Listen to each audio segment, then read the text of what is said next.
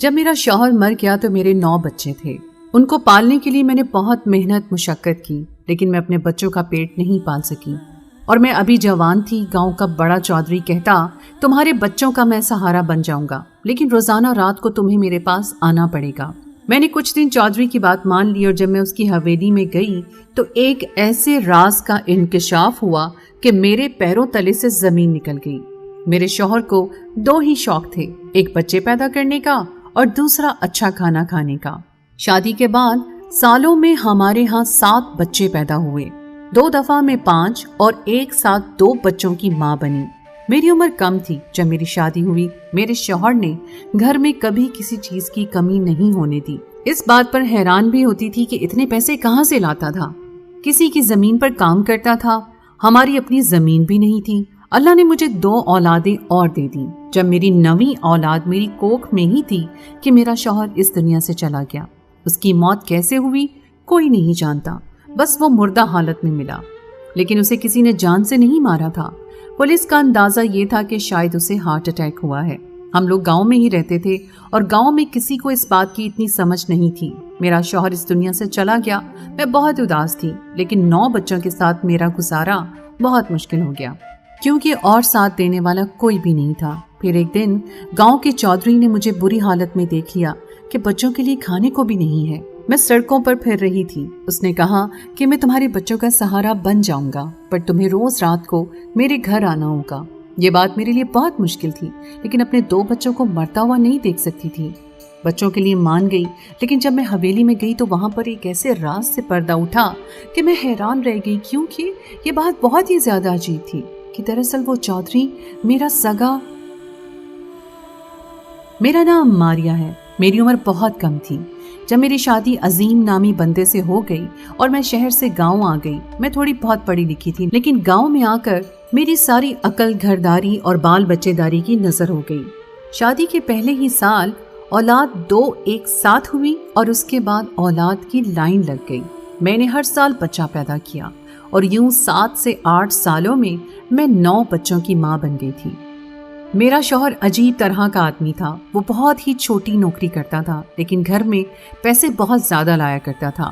گھر میں نہ تو کوئی ساس تھی، نہ کوئی نند، نہ کوئی اور۔ گھر بھی میرے شوہر کا اپنا تھا، لیکن میں اکیلی اتنے سارے بچوں کو پال کے بہت زیادہ تھک جاتی تھی اور بہت پریشان رہتی تھی۔ کبھی کبھی بری طرح رونے لگتی اور اپنے شوہر سے کہتی کہ مجھ سے یہ سب نہیں ہوگا، لیکن میرا شوہر ایک بہت ہی خاص قسم کا شربت بنایا کرتا تھا۔ اس شربت میں وہ بادام، پستے اور کوئی ایسی ٹھنڈی چیز ملاتا تھا کہ جس کو پی کے نہ صرف بہت ہی سکون آ جاتا، بلکہ میں پورے دن کی تھکی ہوئی رات کو سکون سے سو جاتی تھی، ورنہ میری ٹانگوں میں اتنا درد ہوتا تھا کہ میں سو ہی نہیں پاتی تھی، کیونکہ پورا دن بچوں کو اٹھا کر کام کرتی تھی۔ بچوں کی پیدائش میں زیادہ وقفہ نہیں تھا، اس لیے بہت تنگ کرتے تھے۔ اس لیے میرا شوہر رات کو میرے لیے شربت ضرور بناتا، اور جب میں یہ شربت پی لیتی تو صبح تک مجھے ہوش ہی نہ ہوتا کہ میں کب سوئی اور کب اٹھی۔ اگر رات میں کوئی بچہ جاگ جاتا تو میرا شوہر ہی اس کا خیال کرتا تھا۔ کہتا تھا کہ دن بھر تم کام کرتی ہو، ان سب کو سنبھالتی ہو، رات کو میں سنبھال لوں گا، سکون سے سو جایا کرو۔ اور میرے شوہر کی اور عجیب بات بھی تھی کہ وہ گھر میں بہت کم رہتا، اور جب بھی گھر آتا رات کے لیے مجھے بے ہوش کر دیتا تھا۔ وہ کہتا تھا کہ میں ہوش میں رہ کے تمہارے قریب نہیں آ سکتا، یہ میرا مسئلہ ہے اور تمہیں اس بات کو سمجھنا ہوگا۔ میں اس کی ہر بات مان لیتی، کیونکہ وہ بھی میرا بہت زیادہ خیال رکھتا تھا۔ اس کی خوشی میں میری راحت تھی۔ میری زندگی میں میری راتیں اچھی گزر جاتی تھیں اور میں سکون سے سوئی رہتی تھی۔ اللہ نے 8ویں بچے سے بھی نواز دیا، لیکن میرے شوہر کو دیکھ کر ایسا نہیں لگتا تھا کہ وہ 8 بچوں کا باپ ہے۔ وہ بھی لڑکا ہی لگتا تھا، جبکہ خوبصورت تو میں بھی بہت تھی اور دیکھنے میں بری نہیں لگتی تھی، لیکن جانتی تھی کہ دراصل اندر سے بہت کمزور ہوتی جا رہی تھی۔ بچے پیدا کرنا کوئی آسان کام نہیں تھا۔ میرا شوہر گھر میں بہت اچھی اچھی چیزیں لے کر آتا تھا۔ وہ مجھے کھلاتا پلاتا بھی بہت اچھا تھا اور ساری رات بچوں کو سنبھال کے میری نیند بھی پوری کرواتا تھا۔ یہ دونوں باتیں اس میں بہت زیادہ اچھی تھیں، لیکن اس کی تنخواہ اتنی اچھی نہیں تھی۔ اس کے پاس تو اپنی زمین بھی نہیں تھی، کسی اور کی زمین کی دیکھ بھال کرتا تھا، پھر اتنے پیسے نہ جانے کہاں سے لاتا۔ فرمائش کرتی تو فوراً پوری کرتا۔ بچوں کے لیے بہت اچھا باپ تھا۔ ایسا نہیں تھا کہ ایک بچے کے کپڑے دوسرے کو پہنا دیے۔ جب بچہ پیدا ہوتا اس کے لیے سارا کچھ نیا بناتے تھے۔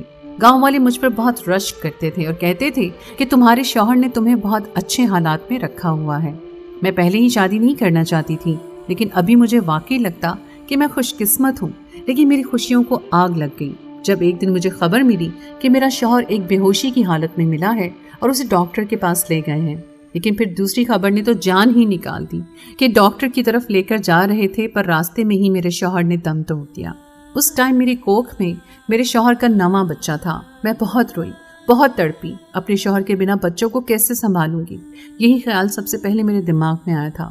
میرے شوہر نے گھر میں کچھ پیسے رکھے تھے جو کفن دفن میں استعمال ہو گئے۔ کچھ دور پار کے رشتہ دار تھے ضرور، لیکن کوئی بھی ہمیں اپنے گھر لے جانے پر راضی نہیں تھا اور نہ ہی کوئی ہمیں سہارا دینا چاہتا تھا۔ اگر سارے رشتہ دار ہمیں مہینے کے تھوڑے تھوڑے پیسے بھی دیتے تو ہمارا گزارا چل سکتا تھا، لیکن کوئی بھی اس بات پر بھی نہیں آ رہا تھا۔ سب کا یہی کہنا تھا کہ 10 بچوں کا خرچہ کون اٹھائے گا، ان سب کو کوئی بھی نہیں پال سکتا، اور 9 بچوں کی ماں کے ساتھ شادی بھی کسی نے نہیں کرنی تھی، کیونکہ ہمارے معاشرے میں جب کوئی عورت ایسی بیوہ ہوتی ہے تو اس کا یہی مشورہ دیا جاتا ہے کہ اب تم دوسری شادی کر لو تاکہ تمہارے بچوں کو پالنے والا کوئی مل جائے۔ لیکن کوئی پاگل ہی ہوگا جو ایک ایسی عورت سے شادی کرتا ہے جس کے ساتھ 9 بچوں کا ساتھ تھا اور 4 بیٹیاں تھیں۔ میں نے غصے میں آ کر سارے رشتہ داروں کو باتیں سنا دیں اور کہا کہ کوئی ضرورت نہیں ہے مجھے کسی کی، اپنے آپ کو اور اپنی اولاد کو میں خود پالوں گی۔ تم لوگ جا سکتے ہو، سب تمہارا رشتہ دار اس دنیا سے چلا گیا، اس کی میت کا پکا ہوا کھانا بھی ختم ہو گیا، اب یہاں پر کیوں بیٹھے ہو؟ سب لوگوں نے مجھے باتیں سنائیں اور کہا ہم تو تمہارا فائدہ سوچ رہے تھے، لیکن تم بھلا کرنے کے قابل ہی نہیں ہو۔ میں نے کہا نکل جاؤ گھر سے، کوئی ضرورت نہیں ہے کسی کی۔ گھر میں کچھ پیسے پڑے تھے، پہلے وہ استعمال ہو گئے، اس کے بعد گھر کی کچھ چیزیں بیچنے لگی، اور اب آخری ایک گائے رہتی تھی جس کا دودھ میرے بچے پیتے تھے، لیکن گائے کو کھلانے کے لیے چارہ بھی نہیں تھا تو دودھ بھی نہیں آ رہا تھا۔ گائے بھی بیچ دی اور پھر 1 مہینہ انہی پیسوں پر گزر گیا، لیکن اس کے بعد پھر سے فاقے پڑنے لگے۔ بچے بھوک سے بلک رہے تھے، ان کا دل بہلانے کے لیے ان کو کھیتوں کی طرف لے گئی، لیکن اور گاؤں میں اور کچھ بھی نہیں تھا۔ کھیتوں کے قریب ایک درخت لگا تھا جس میں چھوٹے چھوٹے شہتوت لگے تھے، میرے بچے ان کو کھا کر اپنا پیٹ بھرنے لگے۔ جب ہمیں کسی شخص نے دیکھ لیا، میں اس شخص کو جانتی تھی، وہ ہماری حویلی کا چودھری تھا۔ چودھری نے جب یہ منظر دیکھا تو ہمارے پاس آ گیا، بچوں کی حالت دیکھ کر جانے کیوں بہت زیادہ پریشان ہو گیا۔ کہنے لگا کہ تم عظیم کی بیوی ہو نا، جو پچھلے دنوں مر گیا ہے؟ میں نے کہا کہ ہاں جی، میں اس کی بیوی ہوں، یہ سارے بچے عظیم کے ہیں۔ میں نے کہا کہ ہاں۔ کہنے لگا کہ کیسے گزارا کرتی ہو؟ تو میں نے اس کو ساری بات بتا دی کہ سب کچھ ختم ہو گیا ہے، آخری جانور تھا گھر میں وہ بھی بیچ دیا ہے، بچے بھوک سے بلک رہے تھے اس لیے ان کو یہاں لے آئی۔ اس نے بچوں کو بھی گاڑی میں بٹھا لیا اور مجھے بھی کہا کہ گاڑی میں بیٹھو، تمہیں تمہارے گھر چھوڑ آتا ہوں۔ گھر چھوڑنے آئے تو اس نے میری ہتھیلی پر کچھ پیسے رکھے۔ مجھے بہت خوشی ہوئی کہ چودھری نے میرا احساس کیا۔ میں نے کہا کہ چائے پی کر جائیں۔ بچے باہر کھیل رہے تھے اور میں چائے بنانے لگی۔ چودھری کے لیے چائے بنا کر لائی تو اس نے کپ کے ساتھ ہاتھ بھی پکڑ لیا۔ میں نے اپنا ہاتھ پیچھے کر لیا، کہا کہ چودھری صاحب آپ یہ کیا کر رہے ہیں؟ وہ کہنے لگا کہ تم سوچو کہ تم کیا کر رہی ہو اور تم کیا کرو گی، اتنے سارے بچوں کا پیٹ کیسے پالو گی؟ جو پیسے میں نے دیے ہیں وہ 2 دن کے بعد ختم ہو جائیں گے، پھر اس کے بعد تم کیا کرو گی؟ میں نے کہا کہ اللہ نگہبان ہے، جیسے آپ کو وسیلہ بنا کر بھیج دیا ایسے ہی کسی اور کو وسیلہ بنا دے گا۔ اس دنیا میں کوئی بھوکا نہیں مرتا ہے، کچھ نہ کچھ کر لوں گی، ہو سکتا ہے یہ گھر بھی بیچ دوں۔ تو چودھری نے کہا گھر بیچنے کی غلطی بالکل نہ کرنا، نہیں تو سڑک پر آ جاؤ گی، میرے پاس تمہارے لیے ایک کام ہے۔ میں دل میں سوچنے لگی کہ چودھری کی بہت بڑی حویلی ہے، شاید حویلی میں مجھے کوئی کام دے دے تو میں اپنے بچوں کا پیٹ پال لوں گی۔ بڑی بیٹیاں دونوں اتنی بڑی تھیں کہ اگر میں گھر پہ نہ ہوتی تو باقی بھائیوں کو سنبھال سکتی تھیں، ویسے بھی ان کو وقت سے پہلے بڑے ہونے کی ضرورت تھی کیونکہ ان کا باپ سر پر نہیں تھا۔ میں نے جھٹ سے چودھری صاحب سے کہا کہ جی آپ مجھے جو بھی کام کہیں گے میں ضرور کروں گی۔ اس نے کہا کہ رات کو حویلی پر آ جانا۔ میں نے کہا کہ رات کو کس ٹائم؟ یہ سوچ کر میں تھوڑی پریشان ہوئی کہ رات میں کیوں بلا رہے ہیں، تو انہوں نے کہا کہ رات کو 10 بجے کے بعد آ جانا اور حویلی کے سامنے والے دروازے پر نہیں آنا بلکہ پچھلے والے دروازے پر آنا۔ اب اتنی بھی بیوقوف نہ تھی کہ بات کو سمجھ نہ پاتی، بات سمجھ گئی تھی۔ حویلی میں چودھری مجھے پچھلے دروازے سے اور رات کے وقت کیوں بلا رہا تھا میں جانتی تھی۔ وہ چلا گیا اور میں انہی سوچوں میں کھو کر رہ گئی۔ جو پیسے چودھری نے دیے تھے وہ واقعی کریانے والے نے اپنے پچھلے حساب میں کاٹ لیے اور صرف اتنا ہی کھانا دیا کہ جتنا ہم ایک ٹائم کے لیے بنا سکتے تھے۔ اس کے علاوہ اس نے کوئی بھی چیز دینے سے انکار کر دیا۔ اس نے کہا کہ ہمارے پیسے 4 مہینے کے بعد آئے ہیں، اب میں دوبارہ سے ادھار دینے کے لیے بالکل بھی تیار نہیں ہوں، پتہ نہیں دوبارہ کب واپس کرو گی۔ 10 بجنے میں تھوڑی ہی دیر باقی تھی، اپنے شوہر کی تصویر کو گلے سے لگائے بیٹھے رو رہی تھی کہ کیا کروں اور کیا نہ کروں، سمجھ میں نہیں آ رہا تھا۔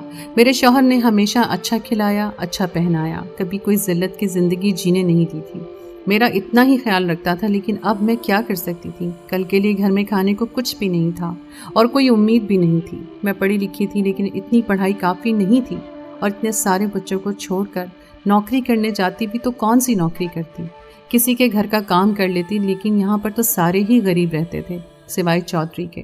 چودھری مجھے نوکرانی کا کام دے سکتا تھا، لیکن وہ مجھے نوکرانی کا کام نہیں دے رہا تھا۔ بچوں کو بھوک سے مرتے ہوئے دیکھ نہیں سکتی تھی، اسی لیے دل پر پتھر رکھ لیا، بچوں کو سلا دیا اور بڑی بیٹی سے کہا کہ سب کا خیال رکھنا، میں آتی ہوں۔ گھر سے کالی چادر اوڑھ کر نکل گئی اور حویلی کے پچھلے دروازے پر چلی گئی۔ وہاں پر کوئی بھی موجود نہیں تھا اور میں یہی چاہ رہی تھی کہ کوئی موجود نہ ہو، مجھے کوئی چور سمجھ کر پکڑ ہی نہ لے، لیکن 15 منٹ گزر گئے، وہاں کوئی نہ آیا۔ میں نے کہا کہ مجھے یہ سب نہیں کرنا، میں اپنے مرے ہوئے شوہر سے بے وفائی نہیں کر سکتی، اس لیے وہاں سے جانے لگی کہ کسی نے مجھے ہاتھ پکڑ کر روک لیا۔ دیکھا تو وہ چودھری تھا۔ میں نے اس کے ہاتھ سے اپنا ہاتھ چھڑوا لیا اور کہا کہ میں واپس جا رہی ہوں۔ اس نے کہا کہ واپس جاؤ گی تو بہت پچھتاؤ گی، اپنے بچوں کے بارے میں سوچو۔ میں نے کہا کہ آپ مجھے میرے بچوں کے بارے میں بتا کر مجھ سے غلط کام کروانا چاہتے ہیں۔ تو اس نے کہا کہ ہر کام غلط ہے یا نہیں، اس کا فیصلہ کام خود کرتا ہے۔ میں نے کہا کہ آپ کی بیوی نہیں ہے، آپ کے بچے نہیں ہیں، آپ خود سوچیں، اگر میں آپ کی جگہ اور آپ میری جگہ ہوتے تو پھر آپ پر کیا گزرتی۔ اس نے کہا کہ میری بیوی ہے لیکن میرے بچے نہیں ہیں، اور دراصل میں تمہاری جگہ پر ہی ہوں۔ مجھے چودھری کی باتیں سمجھ نہیں آ رہی تھی، مجھے اس پر ترس آ رہا تھا، لیکن اس کی آنکھوں میں مجھے ہوس دکھائی نہیں دے رہی تھی۔ چودھری نے کہا کہ تمہارا شوہر بہت اچھا انسان تھا، بہت ہی زیادہ، اللہ اس کو جنت میں جگہ دے۔ میں نے کہا کہ کسی اچھے انسان کی بیوی کی عزت خراب کرنا چاہتے ہیں؟ تو اس نے سر جھکا لیا اور اس نے کہا کہ رات کو میرے پاس آنا ہوگا، اور اس کے بعد پورے ہفتے کے بعد میں تمہیں کچھ ایسا بتاؤں گا کہ تم حیران رہ جاؤ گی۔ میں کسی طرح یہ زہر کا گھونٹ پی گئی، کیونکہ اپنے بچوں کو بھوکا نہیں دیکھ سکتی تھی۔ چودھری نے میرے گھر میں راشن بھی ڈلوا دیا اور گھر میں جو چیزیں کم تھی وہ بھی لے کر، بچوں کے لیے نئے کپڑے بھی لے کر دیے۔ وہ میرے بچوں سے بہت پیار بھی کر رہا تھا، اس کو یہ سب کرنے کی ضرورت نہیں تھی۔ پھر میرے کانوں نے خبر سنی کہ چودھری کی بیوی اس کو چھوڑ کر جا رہی ہے۔ مجھے لگا کہ شاید میرے بارے میں پتہ چل گیا ہوگا، لیکن یہ بات تو گاؤں میں 2-3 مہینے سے کھڑی ہوئی تھی کہ چودھری کی بیوی نے اس سے مطالبہ کیا ہے کہ اسے طلاق دے دے، کیونکہ یہ معاملہ کسی صورت بیٹھ نہیں رہا ہے اور کوئی حل نہیں نکل رہا، اور دونوں کی کوئی اولاد بھی نہیں ہے، اس لیے الگ ہو جانا ہی ان کے لیے بہتر ہے۔ چودھری طلاق دے رہا ہے۔ میں 1 ہفتے تک چودھری کے کہنے پر روز رات کو اس کی حویلی میں چلی جاتی تھی، لیکن اس نے مجھے 3-4 دن سے نہیں بلایا تھا، اور میں نے بھی شکر ادا کیا، کیونکہ مجھے ایسی زندگی نہیں جینی تھی۔ میں بہت زیادہ مجبور تھی، لیکن پھر اس نے ایک رات مجھے بلا لیا، اور اس دفعہ وہ مجھے اپنی حویلی کے گیسٹ ہاؤس میں لے جانے کے بجائے سیدھا حویلی کے اندر ہی لے گیا۔ میں یہ سوچ کر حیران ہو رہی تھی کہ کیا اس کو کسی کا ڈر نہیں ہے کہ حویلی میں نوکر دیکھ لیں گے، یا اس کی بیوی نے دیکھ کر کوئی سوال کر لیا تو کیا جواب دے گا۔ لیکن مجھے ایسا لگتا تھا کہ حویلی میں کوئی بھی نہیں ہے۔ وہ مجھے کمرے میں لے آئے جو بہت ہی خوبصورت کمرہ تھا، ایسا لگتا تھا کہ یہاں کی ہر چیز نئی تھی۔ پھر اس نے مجھے ایک اور کمرہ دکھایا جو بچوں کے لیے سجایا گیا تھا۔ وہ مجھے اپنی حویلی کیوں دکھا رہا تھا مجھے سمجھ میں نہیں آ رہا تھا۔ پھر مجھے واپس اسی کمرے میں لے آیا، مجھے اپنے سامنے بٹھایا اور میرا ہاتھ پکڑا۔ اس کا انداز کچھ ایسا تھا کہ جیسے وہ مجھ سے بہت محبت کرتا ہو، لیکن اس کو مجھ سے کیسی محبت ہو جو مجھے اپنے فائدے کے لیے استعمال کر رہا تھا، میری مجبوری کا فائدہ اٹھاتا تھا۔ لیکن اس نے مجھے ایک ایسی بات بتائی، میں حیران رہ گئی۔ اس نے کہا کہ میں نے اپنی بیوی کو طلاق دے دی ہے، میں تمہارا شوہر ہوں، عظیم کبھی تمہارا شوہر تھا ہی نہیں، میں تمہارا شوہر ہوں، اور میری مجبوری کہ مجھے تمہیں اس شخص کے ساتھ رکھنا پڑا۔ تم کو یاد ہوگا کہ تمہارا شوہر رات کو تمہیں ایک شربت پلایا کرتا تھا جس سے سکون کی نیند آتی تھی، اور یوں میں تمہارے پاس آ جاتا تھا۔